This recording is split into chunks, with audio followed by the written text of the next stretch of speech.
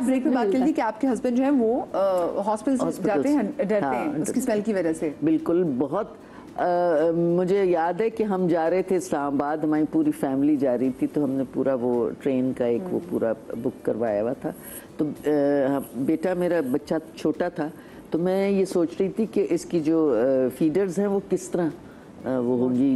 इस्लामाबाद जाना पिंडी तक सफ़र बहुत लंबा है, तो मैंने एक बोल में ना वो जो टेबलेट होती है उसकी स्टेरिलाइज जो करते हैं, हाँ। उसकी एक स्मेल होती है जो हॉस्पिटल की तरह होती है। हाँ। मेरे मियाँ कहने लगे कि ये हॉस्पिटल की स्मेल यहाँ डब्बे पे कैसे आ रही है। मैंने कहा मैंने वो बच्चे की बोतल रखी है उसमें, कहा इसको फेंको मैं बेहोश हो जाऊंगा, फेंको इसको, फेंको। मैंने कहा भाई अब अगर डब्बे में बेहोश हो गए ट्रेन में तो क्या होगा। वो मैंने उठा के जाके वॉशरूम में वो किया। मेरे बेटे का एक्सीडेंट हुआ फैजान का, उसकी टांग टूट गई। मैं उसको उठा के हॉस्पिटल लेके गई, छोटा था तो हॉस्पिटल बहुत करीब था, तो मैं उसको उठा के हॉस्पिटल लेके गई। मैंने अपने मियाँ को फ़ोन किया, मैंने कहा फैजान का एक्सीडेंट हो गया तो आप आए। कौन से हॉस्पिटल में? मैंने कहा हेल्थ केयर में, मैं नॉर्थ में रहती थी उस वक्त। वो आए हैं, उस वक्त तक उसका एक्सरे वगैरह हो गया था कि कहाँ हड्डी कौन सी उसकी ब्रेक हुई है, टूटी, उसकी बीच की हड्डी टूट गई थी। तो इतने में मेरे हस्बैंड भी आ गए बादल नाखास्ता हॉस्पिटल में। वो आए तो उस वक्त डॉक्टर मुझे बता रहा था कि देखिए ये यहाँ से ना उसकी हड्डी यूँ हो गई थी, का ये देखिए ये यहाँ से। मेरे मियाँ का किसका एक्सरे? मैंने कहा फैजान का। धड़ाम से गिर गए। ओह माय गॉड, गिर गए, फेंट। वो बुलाया डॉक्टर, एक मरीज पड़ा हुआ टूटी टांग के साथ और एक मरीज जमीन पे पड़ा हुआ। अरे मैंने कहा मैंने क्यों बुलाया उनको। वो बुलाया, वार्ड बॉय बुलाया, वो उन्होंने उठा के उनको उस पर डाला, दूसरी टेबल पे डाला। वो फैजान हंस रहा है ना, छोटा था। हाँ। और वो छोटे हंस रहे, हम हंस रहे, हम भी ट्रॉमा, हम अपने ट्रॉमा को ऐसे दूर कर रहे हैं। मुझे भी इतनी हंसी और शर्मिंदगी ना। तो वो लेके एक्सरे लेके वो गए, दूसरे डॉक्टर आए, ऑर्थोपेडिक के थे, वो आए। वो आके उन्होंने देखा का मरीज कौन है? जी मैं तो आया कहूँ ये है। लेकिन ये हालत है। अब आप बताइए, नील उनका बढ़ गया, अंदर की तरफ ग्रोथ होने लगा, तो वो तकलीफ दे रहा था। शूज़ पहनते थे तो वो दबता था, बहुत तकलीफ होती थी। तो मैंने कहा चल के डॉक्टर को दिखा दे। कौन से डॉक्टर को दिखाऊं? मैंने कहा आप चले मेरे साथ। मैं उनको लेके गई, डॉक्टर सलीम थे, उनके पास लेके गई। मैंने कहा ये इनका क्या हुआ है, क्या नई स्टोरी लेके आई हो? मैंने कहा ये इनका पैर जो है अंगूठे में ना वो नेल इनका अंदर ग्रोथ कर रहा है। तो उन्होंने देखा, वो सूज भी गया था और तकलीफ बहुत थी। तो उन्होंने कहा कि ये एक हल्का सा कट लगेगा इसमें, और ये निकाल देंगे तो फिर ये ग्रोथ को रोकना पड़ेगा। मेरे मियाँ यूँ सुन रहे हैं ना, कितना कट लगेगा? उन्होंने कहा देखना पड़ेगा कि अच्छा मैं आता हूँ। उठ के बाहर चले गए। मुझे तो अंदाज़ा हो गया। मैंने कहा ये इनको फिर वही। तो 5 minute, 10 minute, 15 minute, 20 minute, doctor साहब कह रहे यार कहाँ गए आपके हस्बैंड? मैंने कहा मैं देखती हूँ। जाके देखा तो गाड़ी में पड़े हुए थे। गाड़ी का दरवाज़ा खुला हुआ, ड्राइविंग सीट पे बेहोश। Oh my God. सिर्फ सुनना, अभी कट तक तो नौबत आई नहीं। It's very dangerous. तो मैंने पानी की बोतल लेके उन पे डाली। मैंने कहा क्या हो गया है? आपको जल्दी से कट करवा के ऑपरेट करा देना चाहिए। जब आप भी होश में गलत हैं, आप ऑपरेट करा देते। ये तो आपके लिए बड़ा एक इशू है कि खुदा ना उनकी तबीयत खराब होगी तो आप उनको लेके कैसे जाएंगी? वही ना, अब वो पड़े हुए, मैंने पानी वगैरह उन पे डाला। क्या हुआ है? मैंने कहा उस सीट पे बैठे, मैं खुद ड्राइव करूंगी, आपसे नहीं होगा इस वक्त ड्राइव। मैंने कहा क्या हो जाता है आपको? मतलब इतनी हिम्मत तो होनी चाहिए। अल्लाह ताला ने पता नहीं जिंदगी में आगे और क्या कुछ देखना है, तो दिल मजबूत करे। आप मर्द आदमी, आप इतना कमजोर दिल है आपका।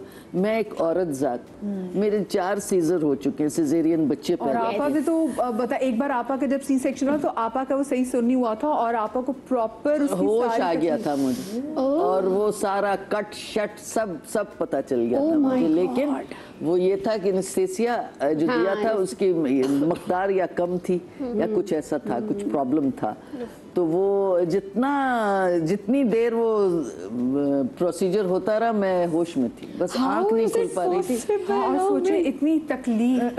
अच्छा, मुझे तो ये ट्रॉमा है, जब सर्जरी होती है तो मुझे लगता है नहीं, मुझे ठीक बेहोश नहीं किया, 1 मिनट नहीं, वो तो बस मैं बोल नहीं पा रही थी और आंख नहीं खुल रही थी, बाकी फील मैंने पूरा किया। ओह माय गॉड, पूरा आपने ऑपरेशन। तो किसी का भी जब आप ये सुनती हैं तो आपको ये खौफ होता होगा कि उसका सही होगा। हाँ, बिल्कुल। तो आपको इसके अंदर उसका फियर होगा। ये अभी राबिया का जो हुआ था, इसका अभी तो सिसेक्शन हुआ है ना, तो मैं बड़ी घबराई हुई थी। वाकई बहुत ही वो मुश्किल। आपसे हाँ, वो सारा याद आया मुझे कि मेरे साथ क्या हुआ। अच्छा, ये इतनी ऐसी वल्नरेबल स्टेज होती है नबीहा, जब मैं अगर मैं अपनी प्रेगनेंसी भी देखूं तो लोगों की बातें ना, उस वक्त आपको पता नहीं चल रहा होता आपके साथ जो हो रहा है, आप बस एक मोड में गुजार रहे हैं। लेकिन बाद में मुझे अब अपने खुद पे हैरत होती है कि मैं तो वो टाइम गुजार आई, मुझे वो बातें क्यों तंग कर रही हैं, मुझे वो बिहेवियर जो है वो क्यों सता रहे हैं। सो क्या ऐसा होता है कि आपकी ड्यूरिंग प्रेगनेंसी भी ऐसी बहुत सारी चीज़ें, तल्ख लहजे जो आपके साथ हादसात हुए हों, इंसिडेंट्स हुए हों, वो आपके लिए एक ट्रॉमा बन जाए और फिर आगे वो अपने बच्चे में भी कहीं ना कहीं आप ट्रांसफ़र कर देते हैं? जी, ज़ाहिरी बात है, आप इमोशनली जितना कनेक्ट होंगे अपनी लाइफ के साथ या अपने ट्रॉमा के साथ, उतना ही ज़्यादा आप जो है वो इसको कन्वर्ट करने में कामयाब भी हो जाएंगे। देखें, मैं हमेशा कहती हूँ कि अहमियत ना अल्फाज की होती है, लेकिन असर लहजों का होता है। और आप किसी से सुने भी तो भी आपकी ज़ात पर जो है उसका असर तभी होगा जब उसके लहजे में जो है वो कुछ ऐसी बात होगी कि आपको समझ आ रही होगी। वरना अल्फाज आप जो मर्ज़ी इस्तेमाल करें, उसका असर तभी होगा जब लहजा उसके साथ जो है वो कनेक्ट हो रहा होगा या कनेक्ट नहीं हो रहा होगा। और दूसरी बात ये कि अगर हम खुद इस चीज़ से गुजर रहे हैं तो आप जितना इसको फ़ील करेंगे ना, देखिए किसी भी चीज़ को फ़ील करने से वो चीज़ बढ़ती है। आप उसको अच्छे तरीके से फ़ील करेंगे तो आप अच्छा महसूस करेंगे, बुरे तरीके से फ़ील करेंगे नेगेटिविटी प्रमोट होगी और आप उसको नेगेटिविटी की तरफ ले जाएंगे। वो ट्रॉमा भी हो सकता है आपका, जो आप जनरेशन टू जनरेशन जो है वो कन्वर्ट करते हैं। मैं कहती हूँ ये ख़ानदान में ना तकलीफ़ की एक जंजीर होती है जिसको आप कन्वर्ट कर रहे होते हो, और जनरेशन टू जनरेशन ये जंजीर जो है वो चल रही होती है और आप ये जंजीर बनाते हैं ऑटोमेटिकली। आप अपने दादी के पास, अपनी नानी के पास बैठ के, फिर अपनी वालदा के पास बैठ के उनके ट्रॉमास को डील करते हैं, उनसे पूछते हैं। अच्छा, पूछने तक, बात को करने तक ठीक है, लेकिन उस चीज़ को अपने ऊपर तारी करना, इमोशनली उसके साथ कनेक्ट होना, उससे इफेक्ट होना, ये खतरनाक हो सकता है। आप किसी और शख्स की इमोशनली बर्डन है, या फिर आप किसी शख्स की फिजिक्स को देख के भी अंदाजा लगा सकते हैं, जिस्मानी तौर पे भी देख के अंदाजा लगा सकते हैं कि ये शख्स किसी ट्रॉमा से गुजर रहा है। हाँ, ये भी होता है अक्सर औकात, लेकिन ये इतना ज़्यादा केसेस में नहीं सामने आता जब तक आपको कोई बताए ना, या वो इमोशनली जो है वो आपके साथ उस बात को शेयर ना करे, या फिर वो बार बार उस चीज़ को जो है वो दोहराए ना। अक्सर औकात हमारे दोस्त भी ऐसे होते हैं जो अपने किसी पास ट्रॉमा के हवाले से जो है वो आपसे कॉन्टीन्यूस बात करते हैं, या आप पर कोई इल्ज़ाम भी लगाया जा सकता है। मसलन शक की आदत होती है कुछ लोगों को, ये फैमिली टू फैमिली जो है वो कन्वर्ट भी होती हैं चीज़ें, क्योंकि ये भी जेनेटिकली जो है वो साथ साथ चल रही होती हैं। फिर झूठ बोलने की आदत है, फिर जो है वो खौफ है, मुख्तलिफ़ किस्म के फ़ोबियाज़ हैं।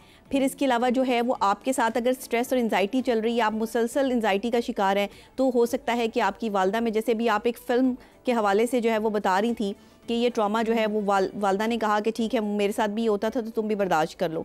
तो ये जो चीज़ें होती हैं ना, हाँ, तो ये नहीं होना चाहिए हमें। तो मैं समझती हूँ कि ऐसी मूवीज़ से जो है वो जो उसका कंक्लूजन होता है ना, जो उसका सब्जेक्ट होता है, उसको तो हमें देखना चाहिए, लेकिन जो उसका रिजल्ट निकलता है उससे सीखना चाहिए कि ये है क्या और ये किस तरह होता है। हम क्या करते हैं कि पूरी फिल्म देख के उसे सीख लेते हैं और जो उसका रिजल्ट निकलता है उसको जो है वो फरामोश कर देते हैं, या फिल्म का एंड जो है वो देखना ही नहीं चाहते हैं।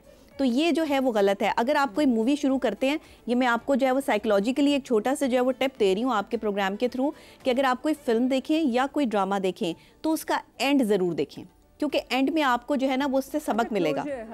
आप कभी भी एंड के बगैर जो चीज़ देखेंगे ना, चीज़ का क्लोजर ज़रूरी है। हाँ बिल्कुल, जो एंड के बगैर चीज़ देखेंगे ना उसका एंड आप खुद जो है वो बना लेंगे। तो इसी तरह अक्सर औकात मन घड़त कहानियों पे मबनी भी ट्रॉमास होते हैं कि जो आपके साथ गुजरा नहीं होता लेकिन आपके किसी रिश्तेदार के साथ गुजरा होता है और आप उसके साथ बहुत कनेक्ट होते हो, तो वो आपको बार बार जो है वो चीज़ें बता रहा होता है। आपको ऐसा शुरू हो जाता है होना कि शायद हमारे साथ ये सब कुछ जो है वो हो चुका है, या मैंने ये कहीं देखा है। इवन कुछ लोग जो है वो ख्वाब में भी इस चीज़ को देखना शुरू कर देते हैं।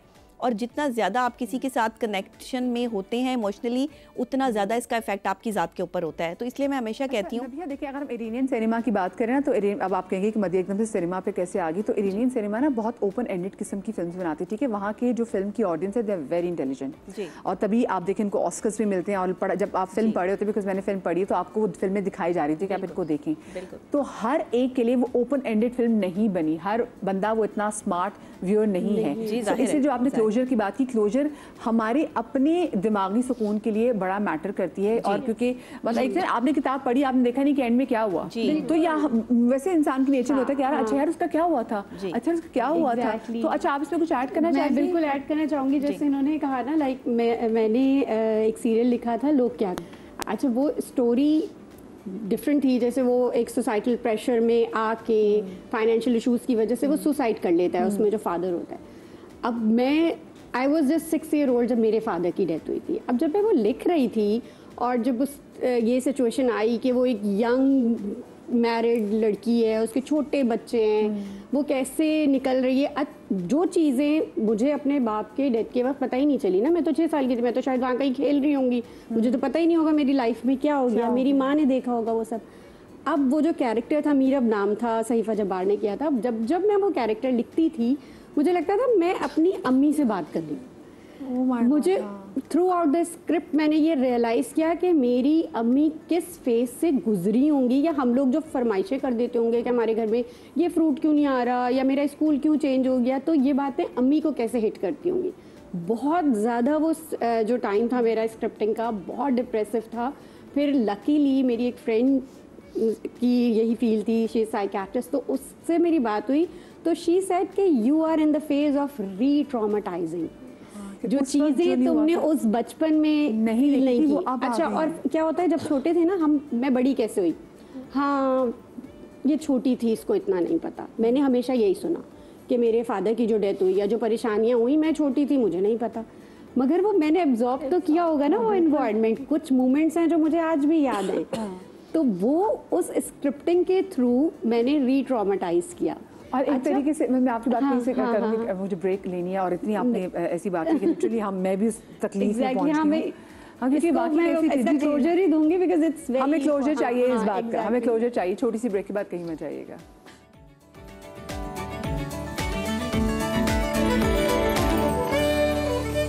जी, welcome back after the break. Generational trauma के वाले से हम बात कर रहे थे, और आपने बताया कि जैसे आपने एक कहानी लिखी जिसमें एक शख्स की जब डेथ होती है, और फिर आपने कैसे रिलेट किया कि जब when you were young. Exactly. तो अच्छा, आपको वैसे ये क्लोजर मिला ये स्क्रिप्ट लिखते हुए? क्योंकि जैसे आपने कहा कि स्क्रिप्ट लिखते हुए मुझे लगा अपनी माँ से बात कर। एग्जैक्टली। जब मैंने फर्स्ट तो मैंने खुद रियलाइज़ ही नहीं किया ना कि मैं बहुत ड्रेन हो जाती थी, स्पेशली उस कैरेक्टर मीरब का जो कैरेक्टर था, उसके सीन लिख के जब वो अपने शौहर को याद करती थी, या जब वो बात करती थी, तो मुझे ऐसा लगता था कि मैं क्यों, मतलब नॉर्मल सी बात है ना, ये मेरा काम है, इट्स अ प्रोफेशन, मुझे लिखना है, लिख के भेजनी है अगले दिन एपिसोड। लेकिन मैं नहीं कर पाती थी, मैं रुक जाती थी, मुझे बड़ी डिफरेंट फीलिंग होती थी। फिर जब मैंने डिस्कस किया साइकियाट्रिस्ट से, और वो क्योंकि मेरी फ्रेंड भी थी, तो मैंने शायद, मुझे लगता है मैंने बहुत ओपन होकर उससे डिस्कस किया। तो उसने the moment she told me कि तुम you are in the phase of retraumatising. जो चीज़ें तुमने उस वक्त फील ही नहीं की, जो तुम्हारे कॉन्शियस में नहीं है बट तुम्हारे सबकॉन्शियस में वो स्टे कर गई थी उस वक्त, वो तुम में हैं कहीं, वो ट्रिगर हो गई हैं ऐसे लिखते हुए, और वो सब कुछ जाग चुका है, वो सारा सीन सब कुछ। And now you are between two story. Yes, वो पहले कभी एड्रेस ही नहीं हुआ था, क्योंकि मेरे सामने तो सबने कहा हाँ ये तो बहुत छोटी थी जब आपकी, इसे नहीं पता, इसे नहीं याद। अब ऐसा कैसे हो सकता है कि बच्चे को याद ही ना हो, कि बच्चे का बाप साथ नहीं है, और माँ वो जिंदगी गुजारी ऑफ कोर्स, और बच्चियां तो, हम बड़े घर से एक छोटे फ्लैट में शिफ्ट हुए थे, स्टोरी में भी सेम वही था। हम मेरे बाबा गवर्नमेंट ऑफिशियल थे, तो वो फिर वो जो सारी चीज़ें होती हैं, वो सारा प्रोसेस हमने भी वो पेन देखा था, स्कूल चेंज होना, ये सारी चीज़ें देखी थी, फाइनेंशियल क्रंच, सब कुछ, और वही सेम कहानी थी। अच्छा, और कहानी भी मुझे वो ARY ने दी थी, वो मैंने नहीं क्रिएट की थी। वो टॉपिक मुझे ARY ने दिया था कि हमें इस टॉपिक पे लिखवाना है, लेकिन वो मेरे लिए इतना एक चैलेंज भी था, बट मेरे लिए वो इतना हेल्पफुल रहा कि बाय द टाइम मैं उसकी वाइंड अप एपिसोड्स तक पहुंची और जब वो मीरब का कैरेक्टर एक स्ट्रॉन्ग वुमेन के तौर पे आया सामने और जब वो बच्चे, तो फिर वहाँ मुझे हुआ कि नहीं, उसमें एक पार्ट था कि वो दूसरी शादी कर ले या ये सब, तो मुझे था नहीं, ये दूसरी शादी इसलिए नहीं करेगी कि ये नहीं कर सकती, शी कैन, बट वो इसलिए नहीं करेगी कि वो अकेले भी सरवाइव कर सकती है। उस चीज ने मुझे पुश दिया, उस चीज ने मुझे खड़ा किया कि हाँ, स्क्रिप्ट हेल्प यू, आपको स्क्रिप्ट में बड़ी हेल्प की। अच्छा, मुझे बहुत सारे अब आसपास में चीज़ें देखती हूँ, जब कोविड आया था और कोविड में आपके आसपास के लोग ऐसे जा रहे थे, क्या मतलब खौफ एक तारी हो गया था कि भाई हम घर में किसी को कोविड ना हो। वो भी एक टाइम ऐसा था कि उसके बाद लगता था कि हमारी वो एक ट्रॉमा बन के हमारे बॉडी में बैठ गया, हमारे दिमागों में बैठ गया और हमें आइडिया नहीं कि हमने उस वक्त क्या क्या चीज़ें देखी। तो आपको लगता है कि कोविड ने भी हमारे कहीं ना कहीं से पास्ट ट्रॉमास को ट्रिगर कर दिया है?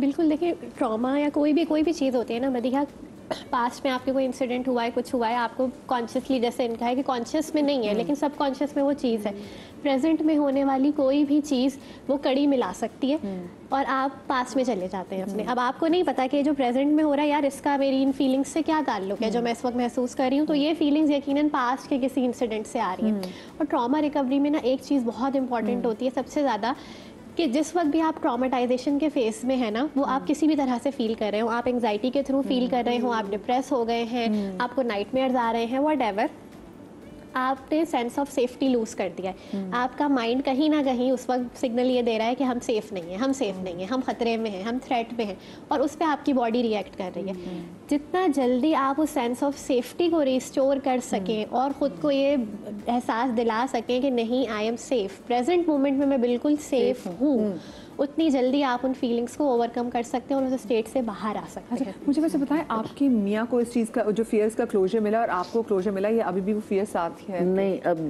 बहुत बेहतर है। हाँ, अब बहुत बेहतर है, क्योंकि मैंने उनसे, जब मैं हॉस्पिटल जाती थी, डिलीवरी होती थी, तो मेरे हस्बैंड तो नहीं जाते थे साथ, डर लगता। लेकिन ये बात आपके साथ भी एक ट्रॉमा बन के रह सकती है ना, कि मैंने अकेले किया। हाँ, बिल्कुल। और फिर बाद में टाइम जिस तरह गुजरता गया और उनको एक तरह से, जैसे ये फरमा रही हैं, एक तरह से उनकी काउंसलिंग शुरू की कि भाई ऐसे न करें, मतलब थोड़ा सा हिम्मत लें, ज़िंदगी में पता नहीं क्या कुछ हो जाता है, मुश्किलात भी आती हैं, कुछ चीज़ें आप ऑल ऑफ द सडन कुछ हो जाता है, तो इसके लिए मेंटली आपको प्रिपेयर रहना चाहिए और स्ट्रॉन्ग होना चाहिए और हौसला होना चाहिए। तो अब काफ़ी बेहतर है, अब काफ़ी बेहतर है, वो चीज़ उनकी समझ में आ गई। लेकिन आपने कभी से पूछा कि पास में से क्या चीज़ है जिसे हॉस्पिटल उन्होंने कभी नहीं बताया, कभी नहीं बताया?